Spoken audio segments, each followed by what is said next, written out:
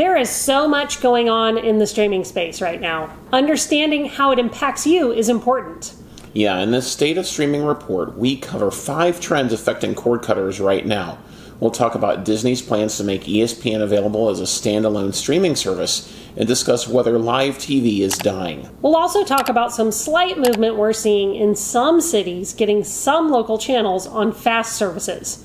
And we'll wrap up with profitability issues facing all streaming services and some changes at Paramount Plus. In particular, the idea that more ads are coming to the service that already has the highest ad load in the industry. Now let's start with ESPN as a standalone streaming app. In May, news broke that Disney is in active discussions to launch ESPN as a streaming service sometime in the next 18 to 24 months.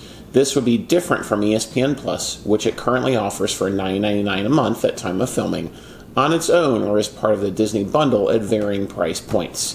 ESPN Plus does not offer access to the ESPN channels, but rather live programming from various leagues, many of which are collegiate. NBA and NFL contests typically are not on ESPN Plus. Now, there's no exact date yet on when this will happen, but reports indicate it will be sometime in 2025. That is at least in part impacted by contract negotiations Disney has in place with different sporting leagues and ones it's in the process of negotiating. Calling the project flagship internally, ESPN is in talks with cable providers to continue to offer it there as well. Questions have swirled about what an ESPN streaming service might cost. While no one knows yet, we do know that cable carriers pay $9.42 per subscriber to ESPN each month to carry the channel. That's the highest cost of any cable network. To stay profitable, Disney will be looking to cover what it's currently making with cable. Estimates have ranged anywhere from $20 to $45 per month. It's helpful to remember that Disney pays billions of dollars to leagues to secure the rights to air the most popular live sporting events. And while it might seem like ESPN as a standalone app would spell the death of cable once and for all, that might not be the case. Yeah, some analysts argue that it would actually save it. The thought is that cable carriers would ask Disney to allow them to offer cable packages without ESPN, similar to what Friendly and Philo do on the streaming side now and what operators like Charter Spectrum TV have done for years. Bundles without ESPN can include many other popular networks and be priced at $35 a month or less. This would allow cable to compete with budget-friendly options, though whether or not it can save cable is debatable.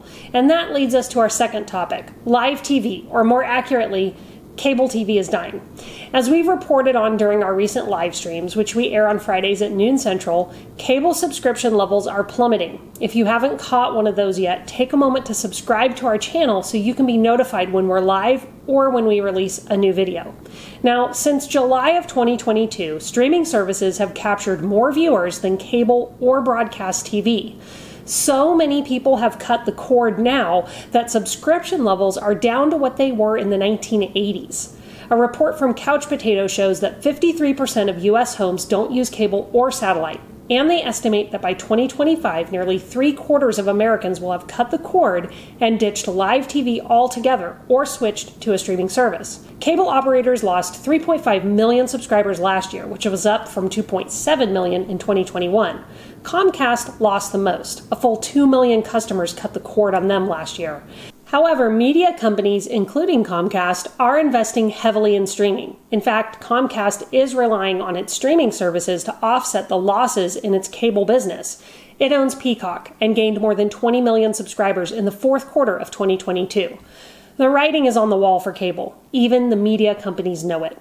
Live sports is one of the pillars holding up cable. The other is cable news. And as local news increasingly becomes available on free streaming services and sports move to a variety of streaming platforms, there is little left to keep people locked in expensive, overpriced contracts. Yeah, or to keep paying those equipment rental fees. And with premium live TV streaming services like YouTube TV and Hulu Live carrying everything cable does without the contracts or fees, and news that ESPN is launching as a standalone service, there's really little left to prop up cable. Yeah, especially when you look at what America's most popular sport, NFL football, is doing. It's spread out its rights across light streaming apps like Peacock and Paramount Plus, where viewers can watch Sunday Night Football and CBS's matchups respectively. And NBC Universal announced that its streaming platform Peacock will be the only way to watch an NFL contest on December 23rd this year between the Los Angeles Chargers and Buffalo Bills. And when you consider that Amazon's Prime Video is the streaming home for Thursday night football games, it's clear that the future of live sports is on streaming. And with news moving there as well, it's just a matter of time until people stream sports, news, and everything else. Speaking of news, our third trend is the development of some cities getting some local channels on free streaming services. Fast services or free ad-supported streaming services are gaining lots of popularity in viewers right now. As streaming costs rise, fast options increasingly dominate the market. Media companies know that and are moving to put content they know people want to watch on them. Amazon announced a new free Fire TV channels feature that will bring 11 local NBC News channels, 4 Telemundo stations, and content from more than 400 partners to Fire devices this summer. And 9 ABC News stations from New York to LA and Chicago to Houston and more are available on the Roku channel. And there are close to 200 local news TV stations with fast channels, making up the vast majority of news stations on fast networks. While the number of live local stations on free streaming services isn't robust now, this is a trend that will only continue as media companies seek profitability. And that brings us to our fourth trend, profitability issues. We are seeing a trend across the streaming space. Media companies are slashing content, laying off employees, and looking at starting fast services and bundling as they face pressure from investors to become profitable. Disney, Paramount, and Netflix have all laid off workers. Warner Brothers Discovery and Disney have removed content from their platforms and killed produced content to reduce their tax burden. Paramount shut down MTV News. It's happening because the streaming space has matured. Content is expensive to create. With more than 50% of American homes streaming now, the expectation is that they need to spend less and make more profit.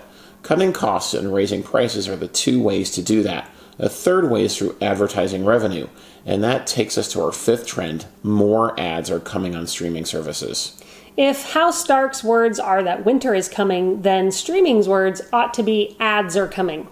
Advertising has long funded content creation in Hollywood, and that's absolutely going to continue. Every major streaming service has ad-supported plans now, and many have created their own fast platforms. YouTube is looking at creating one. Amazon has Freevee and may be looking at adding an ad-supported version of Prime Video.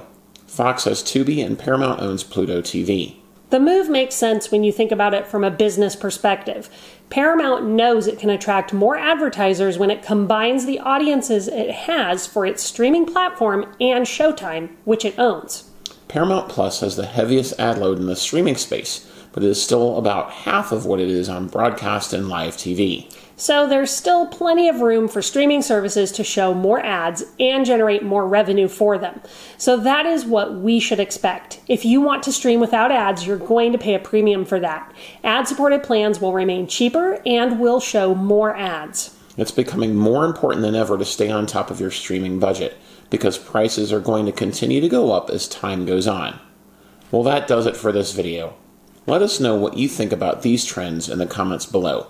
What do you think media companies will do this year to become profitable? And if you haven't already, don't forget to like, subscribe, and turn on notifications so you can get all our latest news and reviews when they drop. Thanks for watching, and we'll see you in our next video.